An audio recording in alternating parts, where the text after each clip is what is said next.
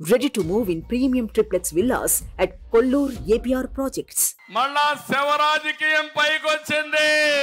ముందు కోడికత్తి డ్రామా, ఆ తర్వాత బాబాయి గొడ్డలి వేటు. జగన్మోహన్ రెడ్డి ఇప్పుడైనా చెప్పు, ఊకిండి బాబాయ్, ఊకిండి బాబాయ్, ఊకిండి బాబాయ్.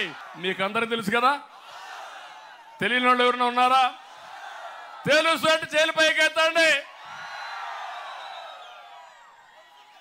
2019లో శవ రాజకీయం చేసి మా నాన్న చనిపోయాడు, ఉన్న ఒక బాబాయిని కూడా చంపేశారని చెప్పాడా లేదా? నారాసుర రక్త చరిత్రని చెప్పాడా లేదా? దుర్మార్గుడు. ఎన్నికలైనాయి, ఇప్పుడు వాళ్ళ చెల్లి అడుగుతా ఉంది, అడిగిందా లేదా? రక్తంతో మునిగిపోయినటువంటి వైసీపీకి ఓటేయిద్దని చెప్పిందా లేదా అని మిమ్మల్ని అడుగుతున్నా. సమాధానం చెప్పాలా లేదా? హత్యలు చేసేవాళ్ళు మీకు కావాలా? శవ రాజకీయాలు చేసేవాళ్ళు మీకు కావాలా అని మిమ్మల్ని అడుగుతున్నా. ఇంకొక పక్క 2019 అయిపోయినాక 24 వచ్చింది, మళ్ళా శవాల కోసం ఎదుగుతా ఉంది. అవునా కాదా అని మిమ్మల్ని అడుగుతున్నా. తమ్ముళ్ళు, వృద్ధులకి, వితంతువులకి అందరికి పింఛన్లు ఇచ్చినది ఏ పార్టీ?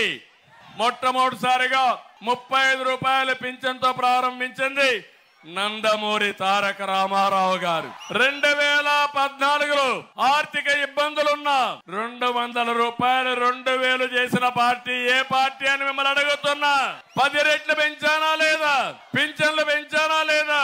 ప్రాంప్ట్ గా ఇచ్చామా లేదా? దుర్మార్గుడు వచ్చి 1000 రూపాయలు ఇచ్చాడు. నేనుంటే మొదటి నెలలో 1000 రూపాయలు పెంచేవాడిని, 250 పెంచుకుంటూ పోతానని ముక్కుతూ మూలుగుతూ మొన్న 3000 చేసిన దుర్మార్గుడు ఈ జగన్మోహన్ రెడ్డి. అవునా కాదా తమ్ముళ్ళు? మీరు చెప్పండి. 1000 రూపాయలు ఇచ్చి 1,00,000 సార్లు చెప్పాడు ఇంటింటికి పోయి, అవునా కాదా? అబద్ధాలు కూడా చెప్పాడు, నేను ఇవ్వలేదంట 2000, ఈయన ఇచ్చాడంట.